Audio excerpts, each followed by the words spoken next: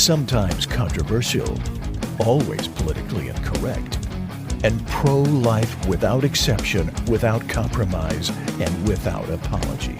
It's the Pro-Life America podcast with your hosts, Sarah Waits and the president of Life Dynamics, Mark Crutcher. Hey guys, welcome back to the show. I'm Mark Crutcher, as you heard, and as you also heard, lurking nearby is my worthy co-host, Sarah Waits. Hello, everyone. You were laughing a minute ago, just right before we got started. So, Twitter is always the source of hilarity and headaches as well. And idiocy, various idiocies. Yes. But I saw something in the news that originated from Twitter that reminded me of that phrase that George Orwell said, that some things are so stupid, only an intellectual could believe them. Right. There's a leftist writer named Jill Filipovic who tweeted on Tuesday, "Unborn child is another one of these Orwellian terms designed to short-circuit our ability to think and speak about human existence and life with necessary complexity. The point is to use language as a vehicle for replacing reality with right-wing orthodoxy." You can't make this stuff up. You wonder, how does this woman survive? So if you're listening to this podcast, apparently your brain has been short-circuited by the term unborn child, and that's why you're pro-life. Yeah. Because of the term. Maybe it's something we've eaten or something that's in the water. We're or all something. walking around twitching or something. Right. And she goes on, because people were giving her grief over this. She said, pro-life folks say an unborn child exists from the moment of conception. Well, that's not just pro-life folks. Like, that's science. Right. A fertilized egg is a child. An ectopic pregnancy is a child. But literally no one actually believes this, including pro-lifers. Half of fertilized eggs do not implant, never form a pregnancy, and are flushed out of the body. But the pro-life movement has done nothing to save these lives. Well, what could you do? This is a naturally occurring phenomenon. Almost all of them happen before the woman even knows she's pregnant. Exactly. Even the woman herself never knows it. How the devil are we supposed to know it? She said, if anyone believed a fertilized egg was a child, they'd be spending time and money saving the majority of those eggs that die, she added. Yeah. Apparently, earlier on, she had a tweet, and this tweet was talking about stay-at-home wives. What do you think she had to say about stay-at-home wives? I imagine she doesn't have much good to say about them. According to her, more mothers at home makes for worse, more sexist men who see women as mommies and helpmeets. Men with stay-at-home wives are more sexist than men with working wives, and they don't assess women's workplace contributions fairly, and they are less likely to hire and promote women. Now, where she gets all of this from? Where's the fact checkers on this deal? This idea that being a helpmate to somebody is a negative connotation is very bizarre. I mean, very bizarre. You know, I would say that apparently she's never actually met a stay-at-home wife. Anybody who thinks that men see stay-at-home women as just these frail waifs in the corner, right. who all that they can do, pregnant. Yeah, all they can do is stay barefoot, pregnant, and make sandwiches, is clearly deluded. Clearly out of their minds. But speaking of out of minds, yeah, out of mind experiences. There was a news article that came out about Dr. Meg Autry, an obstetrician and gynecologist from California, who also, believe it or not, is a professor at the University of California, San Francisco. She's proposing a floating abortion clinic in the Gulf of Mexico, because that would be federal waters, as a way to evade abortion bans in the southern states. She says that this clinic would offer first trimester surgical abortions, contraception, and quote, other care, whatever that consists of. But she says that this idea is only in the fundraising stage right now. This is a takeoff on the women on waves. Who literally got a little fishing boat. It's a fishing trawler. They would take this little fishing boat in international waters outside these countries where abortion was illegal and have women ferried back and forth. I think the one was from Denmark or Norway or somewhere. Anyway, they called it Women on Waves, and we covered it years and years ago on Live Talk. My assistant at that time, Zentra, said it shouldn't be called Women on Waves. It should be called Women on Drugs. But in all seriousness now, what arrangements have these people made for how they deal with uterine perforation? Uterine perforation, torn cervix. Because a normal abortion in a clinic that's on land, that's not moving, that's not waving, going up and down. Not going up and down, right, is already a procedure that's more likely to result in uterine perforations and other things. I can't imagine doing it on a moving boat. Yeah. that's going up and down. Right. Anyway, Bizarre. it shows you two things: the extent these people are willing to go to, Well, but it also shows you they don't give a damn about women. Oh, They don't absolutely not. care about women at all. And again, I would want to know what emergency procedures have they put in place. I don't imagine. Do they have a helicopter? I don't imagine that they would have the ability to do much in the way of emergencies, because you would have to get that woman back to shore. And then, depending on the laws in that country, I mean, that would be risky for those people. So I can't see them willing to take that kind of risk. Well, Warren Hearn, the Colorado late-term abortionist, literally wrote the book on abortion provision. But in that book, he says it's a simple procedure, but it's totally unforgiving of bad practice because the uterus can be harmed very easily. So you have to have good practitioners if you're going to do it. Well, it looks like to me in that kind of environment, it would be best if the operating room wasn't going up and down. Yeah, moving up and down because of the Floating waves. up and down, right? Not to mention, this was a small boat, so I can't imagine them having tons of room for a lot of medical equipment in there. Well, the whole thing is preposterous. It Yeah. truly is. Speaking of preposterous, so since Roe versus Wade has been outlawed, the Biden administration has been under pressure from the left and women's groups. And so he has released a few executive orders that directs the health department to expand access to abortion pills, beef up enforcement of Obamacare's birth control coverage mandate, with a suggestion to create an army of lawyers who would help defend people criminally charged for seeking or providing an abortion procedure. And those lawyers are supposed to be, quote, quote, pro bono. However, as we know, there's no such thing as pro bono. Right. Like, somebody's going to pay for it. The order also instructs the administration to consider several additional actions to shore up privacy rights for patients using digital apps such as period trackers, and those now at risk of being reported to law enforcement by a medical provider. Which there is no risk. The risk is zero. And this whole deal about the period trackers, I mean, I have a hard time believing that anybody is going to be using period trackers as proof in court of an illegal abortion. I mean, it's just absolutely insane.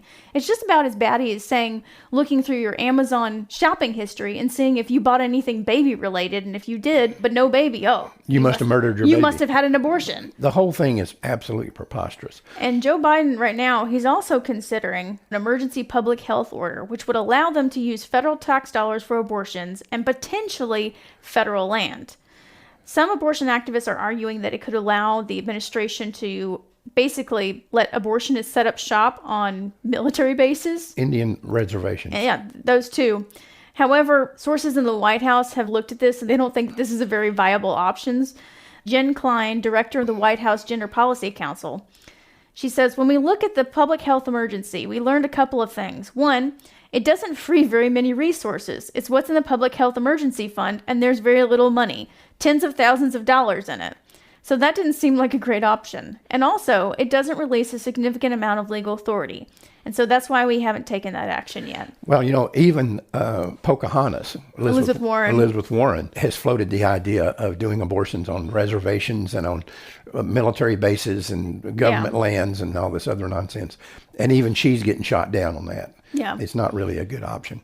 More stuff has come out about the Bidens and and so after the White House congressional picnic, a reporter asked Biden, "What is your message to Democrats who don't want you to run again?" He said, "They want me to run," he claimed and confronted the reporter. Read the polls, Jack." Well, the poll just showed 64% of Democrats don't want him to run. Yeah, exactly. They preferred another candidate other than Biden. 64%. Read the poll. Not only that, on Monday, a progressive group called Roots Action said it would actively campaign against the nomination of Biden. But I guess that they don't count. They don't count. They don't count in his statistics. This guy is totally whacked out. If he wasn't such a despicable individual, you'd almost feel sorry for him, Okay, another big story that's going on right now, probably the biggest story of the last few days. Which has exploded again. Right. Is this situation with a 10-year-old girl in Ohio who was raped and got pregnant and was taken to Indiana to have an abortion. Yeah, and the abortionist originally, about a week ago, came out and said that She was contacted by an Ohio doctor saying that this 10-year-old girl who'd been raped, who was just over the 6-week mark, couldn't get an abortion because of Ohio's laws, and she needed to go somewhere else to get an abortion. And so Which apparently, turns out to be untrue. The Ohio Attorney General is saying she could have had an abortion in Ohio. But anyway, this Indiana baby killer named Caitlin Bernard is the one who killed this baby. She brought it out into the public. which is actually a no-no. That's a HIPAA violation. Yes, that's a HIPAA violation Of a minor. of a minor child from out of state. And her hospital has now started some sort of disciplinary action against her. I don't know what they can do. And I don't know if the state medical licensing people are going to get involved, and maybe she could lose her license. I have read something that said a HIPAA violation has been filed against her. Right. So, I mean, who knows what will happen with her? You know, there is a shortage in the medical community who want to do abortions. So maybe the abortion industry will protect her. Who knows? Well, the abortion industry will obviously protect her. There's no doubt about that. But, I mean, I don't know how she could be surprised about this, considering the way she leaked it. She didn't even think about the 10-year-old girl, the consequences of doing But you that. got to remember, this woman But- is a hardcore abortion activist. Yeah. But she leaked this thing in order to create a furor. And because of the way it was leaked, and there was not really much of any corroborating details that was released, a lot of people initially were very skeptical, including us. Yeah, we were too. So when people were trying to do fact-checking, the Washington Post reached out to Caitlin Bernard to get more information to see if this was legit. They asked earlier in the week to corroborate the account, and she declined, saying, "The things you're asking for are HIPAA violations. I'm not going to put anyone else in Fox's line of fire," she wrote in a text message to the Washington Post. First off, she knew it was a HIPAA violation Right. from the very beginning. She just didn't care. She just didn't care. And Right. now all of a sudden, oh, it's Fox's fault. Well, she cared because she realized that the pro-aborts could use this as a political weapon. To suggest that they cared about this child is pure nonsense. We're going to come back to that in a minute. But let me bring up some interesting things that this raises. First off, the perpetrator who's been arrested in this thing and has confessed, according to the authorities, Yeah, it's 27-year-old Gershon Fuentes. is an illegal alien. He's an illegal immigrant. Yep. Now, let me ask you this question. Do you think that the godless leftist media is now going to launch investigations into how common it is for illegal aliens to be accused of sexual crimes in America? Or any crime, whether Or it's... any crime, but particularly Yeah. sexual crimes against minors. Do you think No. that's going to happen? Oh, absolutely not. No. Are they now going to take this case, which they would do if this was against the pro-life movement? Anything that would be against the pro-life movement, they would start investigating and talk about how common this is and it's widespread, and here's the pro-lifers defending it, and here's this. And we've seen their hypocrisy. We've yeah. seen the hypocrisy of this thousands of times in the past. But somebody needs to be calling them on it and say, are you now going to, now that you have an actual case, pretty egregious facts in this case, a 10-year-old girl, right? Yeah. She may have been 9. Yeah. So the assistant Franklin County prosecutor, Dan Meyer, said the girl had just turned 10 recently, meaning she was likely impregnated when she was 9 years old. Yeah. So anyway, where is our investigation? Where was the media when we released the child predator deal? Well, I was fixing to get in that. People should not be fooled by the concerned expressions and crocodile tears over this little 10-year-old girl from the pro-aborts. They don't care one way or the other. Yeah. What happened here is a common occurrence in the abortion industry that never gets reported. Yeah. Never.